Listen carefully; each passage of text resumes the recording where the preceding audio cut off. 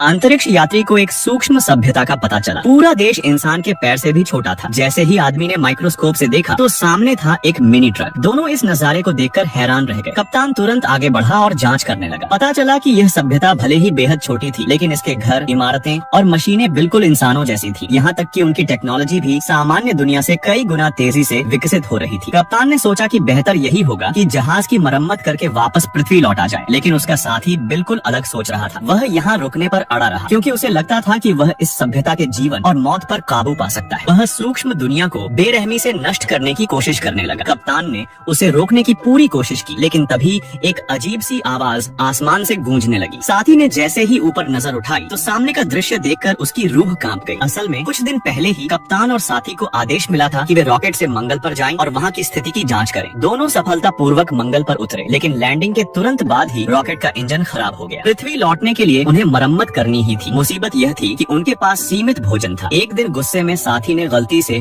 उनका खाना दूर फेंक दिया। कप्तान ने डांट कर उसे संभलने को कहा, लेकिन देर सबेर उनका सारा खाना खत्म हो ही जाना था। इसी बीच खोज के दौरान उन्होंने आसमान में 2 सूरज देखे और तभी सामने आया वह रहस्यमयी सूक्ष्म राष्ट्र। जहाँ कप्तान लौटने की तैयारी करना चाहता था, वहीं साथी भगवान बनने के नशे में चूर था। वह उस सभ्यता को बार बार नष्ट करने की कोशिश करता रहा। काफी समय बाद कप्तान ने रॉकेट की मरम्मत पूरी कर ली, लेकिन जब उसने साथी को बुलाया तो उसकी कोई प्रतिक्रिया नहीं मिली। बेचैन होकर कप्तान उसे खोजने निकल पड़ा और जैसे ही वह एक वीरान जगह पहुंचा, उसके सामने कुछ ऐसा प्रकट हुआ जिसे देखकर वह भी दंग रह गया। वो था साथी का हूबहू बनाया गया एक विशालकाय पत्थर का पुतला। साथी बड़े गर्व से कैप्टन से बोला, मैं यहाँ इसी एहसास के लिए आया हूँ, सबको मेरे सामने झुकना ही होगा। इस मिनी दुनिया का हर इंसान मुझे भगवान की तरह मानेगा। कैप्टन ने उसे समझाया और साथ में वापस धरती लौटने को कहा, लेकिन साथी ने साफ इनकार कर दिया। कैप्टन ने गुस्से में उसे खूब सुनाया, मगर वो अपनी जिद पर अड़ा रहा। इतना ही नहीं, उसने अपनी लेजर गन निकाली और उसी पुतले पर फायर कर दिया। फिर कैप्टन को भी धमकाने लगा। इसके बाद उसने पुतले पर अपना हेलमेट चढ़ा दिया और खुद को देवता समझते हुए मिनी सभ्यता को उजाड़ने लगा। उसे जरा भी अंदाजा नहीं था कि उसकी ये दीवानगी उसकी मौत की वजह बनेगी। तभी आसमान से जोरदार धमाका हुआ। असल में कैप्टन वहाँ से रॉकेट लेकर निकल चुका था।